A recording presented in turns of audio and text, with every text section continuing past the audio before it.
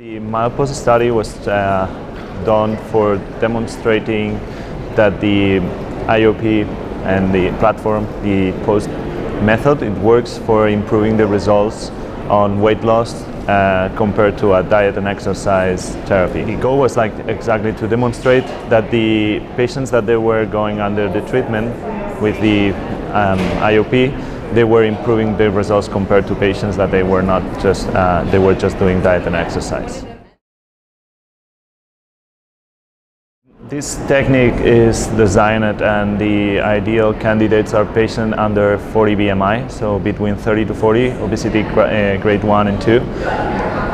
For the study, what we selected were patients that they had no previous interventions before. We tried to have patients that had any comorbidity, no diabetes, no hypertension, no other diseases. So it was a little bit trying to select patients that they had also no history of intragastric balloon or no history of failure with different treatments. So it was trying to start with very plain and very easy patients. It was a multi-center study done in Spain, in the Netherlands and in Austria by Dr. Karl Miller and Dr. Greve. They are both of them, they are surgeons. In our unit we are endoscopists. So we did randomized sham control with 44 patients, and there was 3-to-1 patients going to the active group and 1 to the control group. In my institution we did 12 patients, and then the other ones were split in the other sites. At the end there were 44 patients done. We found that the difference between the control group and the active group were around almost 3 times better, the patients that had the intervention compared to the patients that only do the diet and exercise. I would say surprising. We didn't find anything that was surprising because we've been involved into this technique for the last 5 years, so we're pretty confident about the results. But it was good to be in a study that it was shared with surgeons, and especially that some of them, they were doing the first cases in their life. So it's a pretty easy technique, and with just few cases you can get very good results. The most common adverse event is nausea and vomiting, but it's happening in very few cases. Less than 1% of adverse events do we have.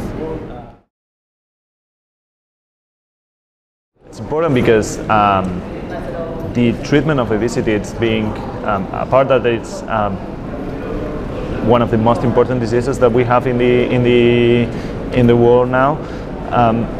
Improving the techniques and improving the treatment and going to non-invasive therapies, it's the tendency of all the medical techniques. So to be able to demonstrate that with minimal invasive therapies we can get very good results, that's very important. It's been a study done here in the United States, the Essential trial.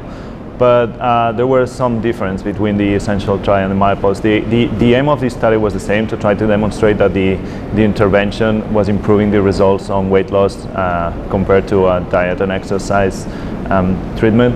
But the study, the United States study, it was a blind study, and doing a blind study for treating obesity, it's kind of difficult because we're kind of avoiding some of the parts of the treatment of obesity, which is the motivation of the patient. We know that it's a multidisciplinary disease, it needs to be improved on change of behaviors. So when it's blind and the patients, they don't know if they had the treatment or not, they are trying to force themselves to find out if they have the treatment. And the way of trying to find out, it's maybe trying to eat a little bit more than they should. So it's a little bit, I would say, that compared to our study, the US study was the worst scenario case. As long as we know that obesity is a multidisciplinary disease, That's a good tool for improving the results on patients, that they are motivated, they are committed to the treatment, they are doing a change of their behaviors, and this tool is making them doing all these changes easier and having a better maintenance of the weight loss. Right now what we're thinking and we are working on is trying to find some predictive factors of success for patients, because we know that that's not a technique that is going to work in all patients. So we're trying to find which are the tools or the ideas that we have to work for selecting a better, to do a better patient selection. So that's the goal right now. According to this conference that we are now here, it's good to see that the commitment and the involvement about doctors is increasing.